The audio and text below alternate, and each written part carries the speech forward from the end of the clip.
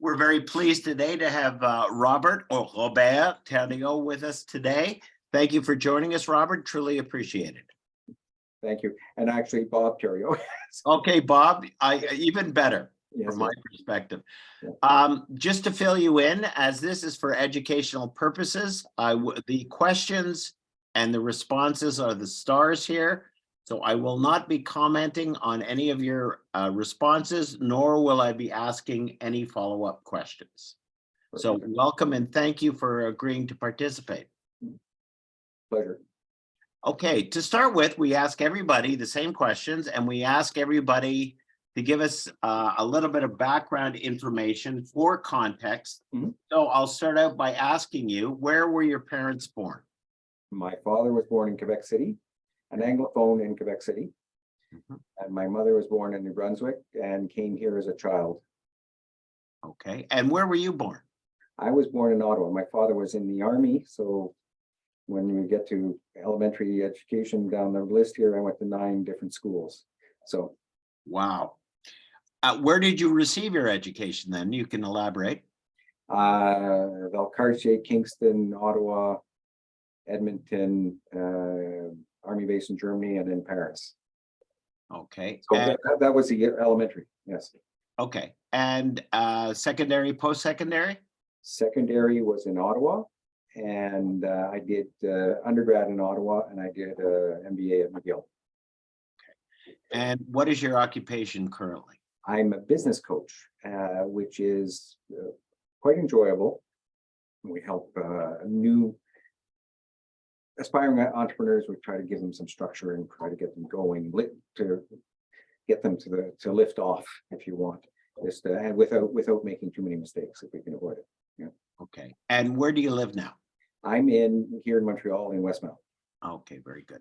So we're going to get to what I like to call the meat of the matter here, which are questions concerning your experience living in Quebec today. And we'll start out by asking you, what in your experience is the best thing about living in Quebec? One thing or more, there's joie de vivre. It's a fun place to be. It's a manageable size city, despite the traffic and construction. But it's a manageable size city. I've lived in many places, and it's a good combination of size and manage and being able to get around. Okay.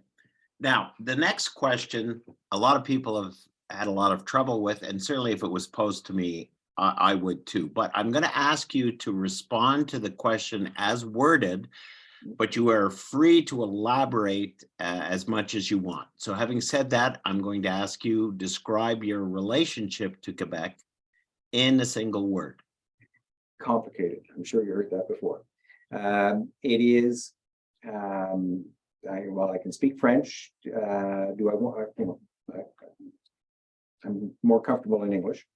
And getting the feeling, and probably we may talk about it a bit later, that it's harder to get to be an English speaker in Quebec. It's less welcoming. Okay. Now, where do you feel most at home in Quebec? For example, in communities based on language, culture, profession, or geographic location?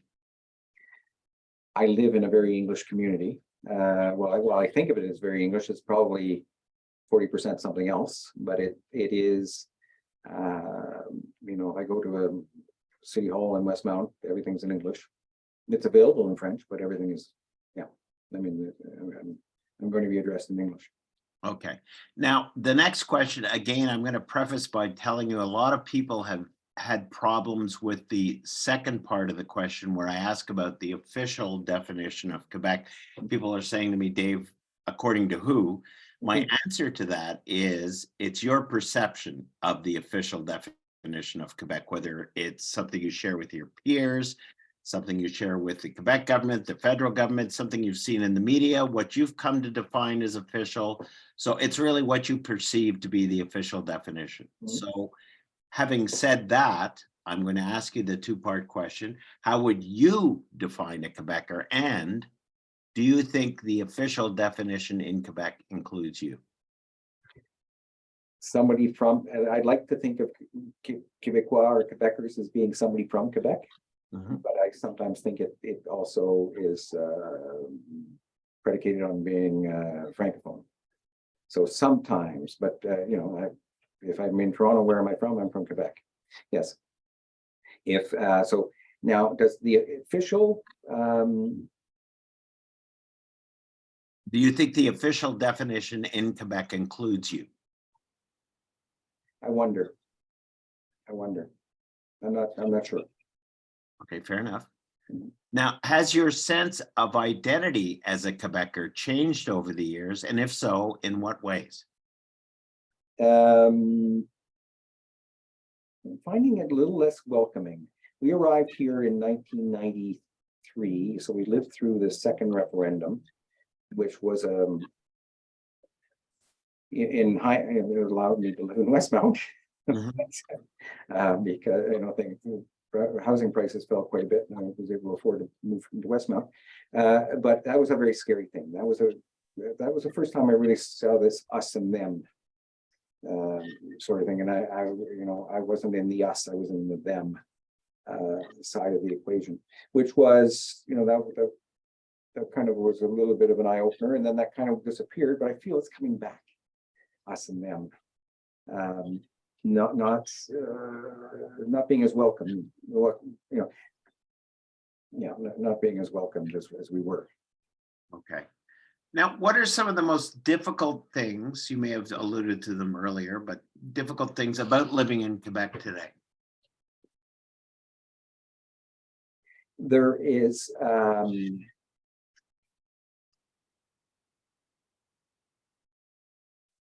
language, you know, as I say, I can speak French, I can, but you know, it's little things like going for, I went to blood donor clinic a while ago, and I don't know my diseases in French. I don't know my, you know, blood type in French. I don't know these things in French. And the you know, nice little old lady behind there, but she's, oh, Theriault, when you come home, you can speak French. It was, you know, she wasn't a West Islander. She was from somewhere. She was a true Quebecois. So that sort of mentality is something, it's a challenge to deal with. Okay. Now, in recent years, some members of Quebec's Francophone majority have identified a number of linguistic and cultural threats. Excuse me. Which of these concerns do you share and support, and which of these concerns make you feel excluded or targeted? This is probably sacrilegious, but I think the language debate is really xenophobic. Okay, that's you can't say that. I mean, it's not, except it's, but it is a lot of the. What's so important about speaking French? It's that it's us against them, as opposed to being part of everybody. So that is the premise of the language. Tightening up the language is not protecting the language. To me, is xenophobic. Fear of foreigners, fear of some change, fear of the world coming and catching up with them. So that's the. Yeah, that's something I feel. Okay. And what in your mind is the biggest problem facing Quebec, and how in your mind do you think it could be resolved? To me, it's certainly not language. It's a distraction. You know, it's healthcare, it's labor force shortage. These are real things that this discussion around language is not helping. Certainly. Now, I'll preface the next question. Have you had an opportunity to see the documentary by Guy Rogers called What We Choose to Remember? Yes. Okay, well, Guy's a good friend of mine, and in there, in fact, he had a hand in helping me formulate some of these questions. In that documentary, he used a very effective visual tool, which was a show of fingers. And that's why I preface this question by asking you if you'd seen his documentary. I'm going to use that with his blessing as well in the next question. So I'd like you to indicate by a show of fingers on a scale from 1 to 10, 1 being weakest and being strongest, how strongly do you feel that the joys of living in Quebec outweigh the challenges? Okay. So slightly. Fair enough. Okay, now I'm going to give you an opportunity to talk about or say anything you'd like about your sense of identity or belonging in Quebec. As I say, we got here in the referendum, that was a rude shock, the us and them. But then I thought there was some sort of reconciliation, and that, you know, the younger Quebecers were less inclined to be, you know, focused on language and on separation and more on being more open to the world. But that has, since the CAQ has come to power, we're moving the wrong way. It's moving the wrong way for the English community. I thought we were doing really well. I thought everybody was doing very well up until 3 years ago, or five years ago, whatever the date was. Yeah, I mean, you know, things were just linguistic peace. I don't know who was complaining. There were, but yeah, it's the tightening and the tightening and the tightening, which is annoying. Okay, well, I'd like to officially thank you very, very much for participating. I'm going to stop the recording now, Bob, and we'll have a little chat afterwards off the record.